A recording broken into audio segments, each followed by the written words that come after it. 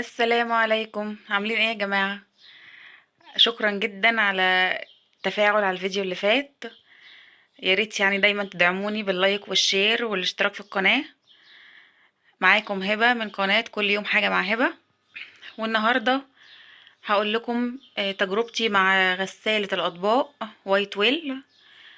الست أفراد أو التمن أفراد، يعني في ناس بيقولها ستة وفي ناس بيقولوا تمانية. عايزة أقول لكم يا جماعة، غسالة الأطباق في المطبخ يعني هي روح المطبخ وروح الست في نفس الوقت. يعني كل الستات بتقول عادي، دول 5 دقايق نغسلوا المواعين، دول مش عارف ايه. لا يا جماعة، غسيل الأطباق متعب للإيد ومتعب للظهر ومتعب لكل حاجة وللوقت. بجد غسالة الأطباق اللي عنده دي نعمة كبيرة، الحمد لله، ربنا بحمد ربي يعني عليها. ودايما بشكر ربنا عليها لأنها مريحاني جدا، الحمد لله. ربنا يديمها نعمة. عايزة أقول لكم النهاردة بقى شرح ليها لكل حد بيسأل عليها.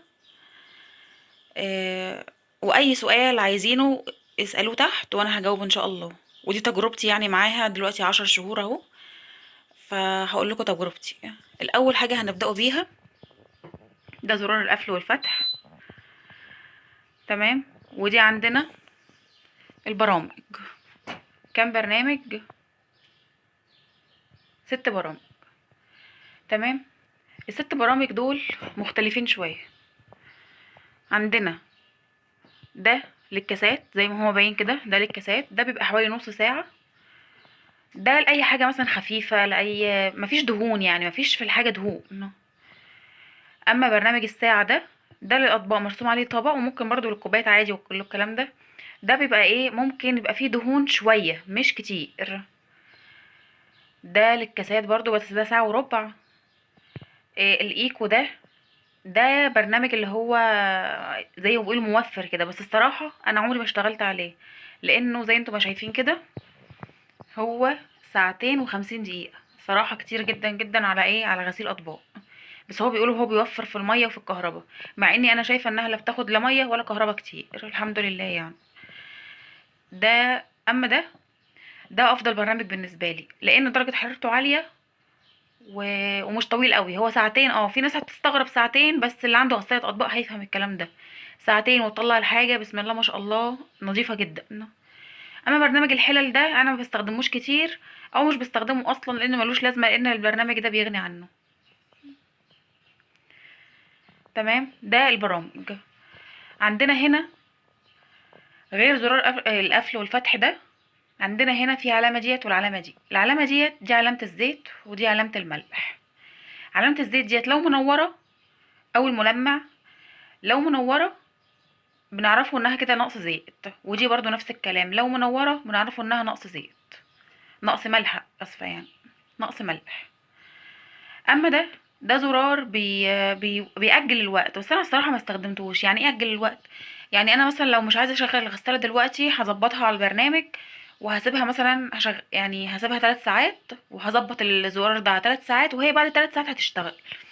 بس الصراحة انا شايفة ملوش لازمة، ممكن ينفع ستات البيوت او الناس الموظفة اكتر. تمام كده. فانا هشرح لكم دلوقتي بالتفصيل بقى من جوه، وتعالوا نفتحوها ونرجعوا تاني.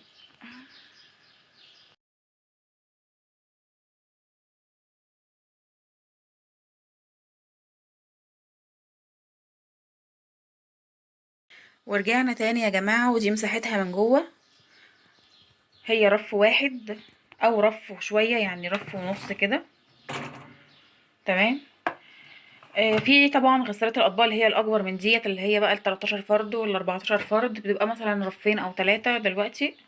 وفي انواع منها كتير، بس انا غسالتي ديت للناس اللي ما عندهاش مكان في المطبخ، او اسرة صغيرة، او احتياجاتها مش كتير، او مثلا مواعينها مش كتير. فدي تنفعها جدا. فدي نفعاني الصراحة لان مفيش غيري انا وجوزي يعني. وغير كده هي ما شاء الله بتاخد حاجات كتير جدا. تعالوا بقى اقول لكم. ده مكان الزيت، ده مكان الزيت. تمام. اهو، شايفين الازرق ده؟ هو ده الزيت. الزيت انا بستخدم نوع معين، نوع ده ده حلو جدا ويخلي الاطباق طالعه نظيفه. ده يعني لازمته ايه؟ ده بيلمع الحاجه، بيلمعها وزي بيديها نظافه اكتر. فده مهم جدا في غسالة الاطباق بالذات. ده بيتقفل كده. ده مكان ده مكان المسحوق. المسحوق هنا يا تحطي مسحوق باودر او جل، وهنا مكان الاقراص. وانا بستخدم في الباودر ده. ده احلى مسحوق انا استخدمته الصراحه. ده كان ب64 جنيه تقريبا، وساعات بينزل عروض عليه. فانا بحط الباودر هنا حوالي مثلا معلقه كبيره او حاجه، واقفل كده. وهي هتفتح طبعا في الايه، في اثناء الغسيل. تعالوا هنا نشوفوا.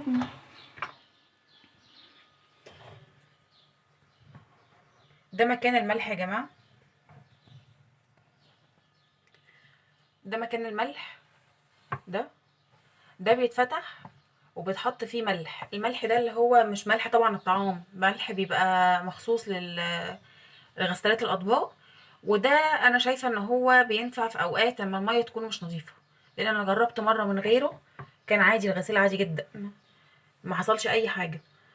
لكن لما الميه بدات يعني تبقى مش نظيفه في الايام الاخيره ديت، لا كان لازم احط ملح علشان تنضف لي الميه، وعلشان كمان ما تبوظليش سلوك الغساله من تحت او الفلتر او كده. فلازم الملح وضروري جدا. عندنا ده مكان الفلتر. ده مكان الفلتر بيتفك كده، بيتفك كده. ده لازم يتغسل كل يوم، يتغسل بعد كل غسله يعني، او كل غسلتين لو الغسله ما فيهاش دهون كتير. ده بتشيليه وبتغسليه. تمام.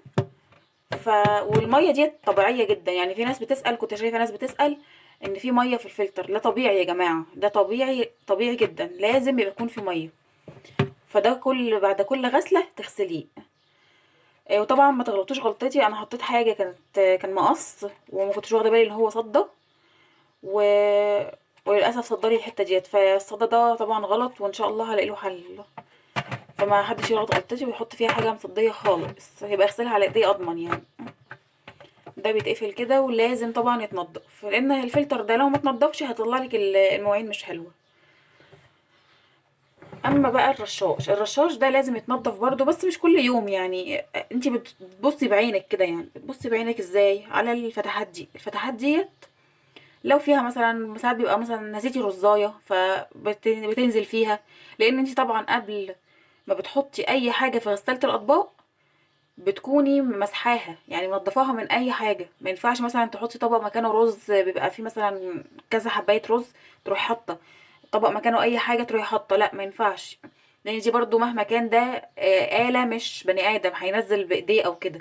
ده هو في فلتر يا دوبك بيحوش الحاجات اللي هي الكبيره. لكن غير كده ما ينفعش. لان انا سمعت ناس برضو انها بتحط حاجات من غير غسيل او من غير شطف، وده ما ينفعش طبعا. اشطفيهم بايديكي، اشطفيهم بفرشه، اشطفيهم تحت الحنفيه بميه، اي حاجه يعني، مش هتقول لا. طيب يا جماعه، نيجي بقى للرص.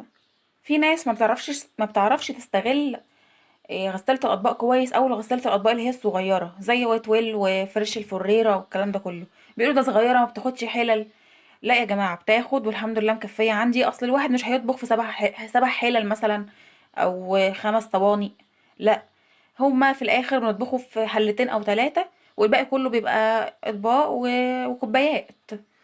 ف فاحنا عندنا طريقة الرص ديت هي اللي بتتوقف عن انتي هترصي كمية قد ايه وازاي، وهتنضف ولا لا. عندنا مثلا سيرفيس زي ده.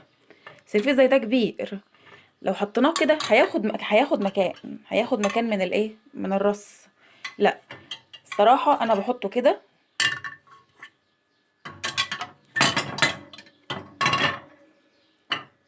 كده هو اصلا المكان اللي ورا ده كده كده بيبقى فاضي. فانا استغليته. واي طبق على كده بقى، اي طبق، اي مثلا غطا حله كبير بحطه برضو ورا. فما استغلي المكان براحتك، استغلي المكان على قد ما تقدري. هنا طبعا اطباق كبيره، وبعدين تصغر شويه، وهنا اطباق صغيره، هنا مكان لكوبايات مثلا او اي حاجه. تمام. هنا عندنا اللي هي بتاعه المعالق، فانا استخدمت دي بس، بستخدمها بحط فيها المعالق بتاعتي او السكاكين، والسكاكين تتحط مقلوبه والمعالق وشها لفوق عشان تنضف. هنا مثلا هنحط فناجين صغيره، اي حاجه صغيره. هنا كوبايات، لا بتاخد كتير والله ما شاء الله يا جماعه. ساعات بحط حلتين فوق بعض. ازاي بقى؟ بتبقى حله صغيره مثلا مقاس صغير جدا وعليها حله كبيره، والاتنين بينضفوا عادي جدا خالص. فانا ممكن كده استغل المساحه على قد ما اقدر. واهم حاجه الكوبايه تتحط طبعا مقلوبه، والاطباق يكون فيه فارغ بين كل طبق وطبق. بصوا انتوا اول ما تجيبوها هتحسوا انها ملل وانها ممله وان لسه هرص المشكله يا جماعه ان الرص ما بياخدش اكتر من 5 دقايق، لكن غسيل المواعين بياخد كتير جدا. فيا ريت يعني اللي عنده او اللي عندها، يعني بمعنى اصح اللي عندها مقدرة مالية انها تجيب الغسالة، لانها مش غالية قوي يعني، يمكن الموبايل بيبقى اغلى منها بكتير. يا جماعة دي راحة ليكم ولإيديكم والله، واسمعوا من اللي جربوها يعني. دلوقتي هنيجي نتكلم على المساحيق اللي انا بستخدمها.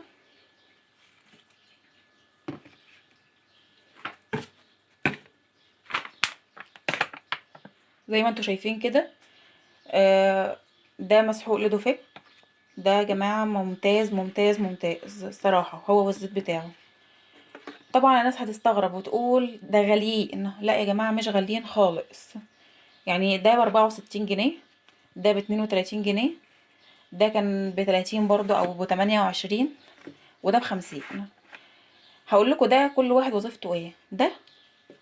ده مسحوق ممكن يفضل معاكي بالشهرين، اللي هما ب64 جنيه بالشهرين لو انتي مواعينك مش كتير، او مواعينك عادية مش بتستخدمي. يعني في ناس بتعرف انها تحد في استخدامها، فممكن تفضل معاكي شهرين. وحسب تجربتك يعني، كل غسالة وغير التانية. يعني انا كنت اسمع ان في غسالات تاخد نص معلقة صغيرة مسحوق. انا بتاعتي لا الصراحة، يعني انا بتاعتي او انا استخدامي لا، بحب الحاجة نضيفة بزيادة. تمام. اما الزيت ده اللي هو كان ب32 جنيه تقريبا، ده ممكن يقعد معاكي اكتر من 6 شهور. 6 شهور، لان انتي بتاخدي حبة صغيرة قد كده في الغسلة كل حوالي شهرين او 3. فممكن يقعد معاكي 6 شهور 8 شهور، على حسب استخدامك وعلى حسب غسالتك وعلى حسب ما انتي مظبطاها. ده الملح اللي بقولكوا عليه.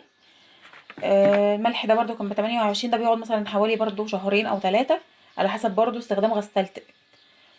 اما فيري بلاتينيوم ده يا جماعه انا كنت لسه جايباه من قريب وقلت اجربه. ده بيبقى اقراص شبه ديت كده، بيبقى 10 اقراص.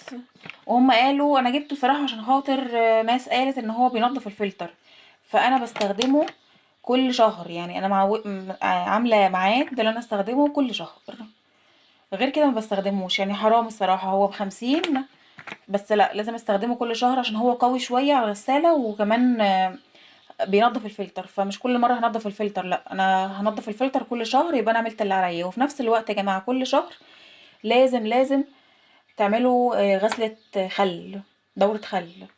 ليه بقى؟ الخل بيشيل كل الدهون اللي انت مش شايفاها. بتغسلوها الاول بالصابون، بالليفه والصابون عادي جدا، وبتمسحوها. وبتعملوا دوره خل. ازاي بقى دوره الخل؟ بتحطي كوبايه خل في اي حته من ديت، كوبايه ممليه خل، وبعد ما تتملي تروحي حطاها، وتروحي قافله الغساله ومشغلاها على اكتر برنامج ي...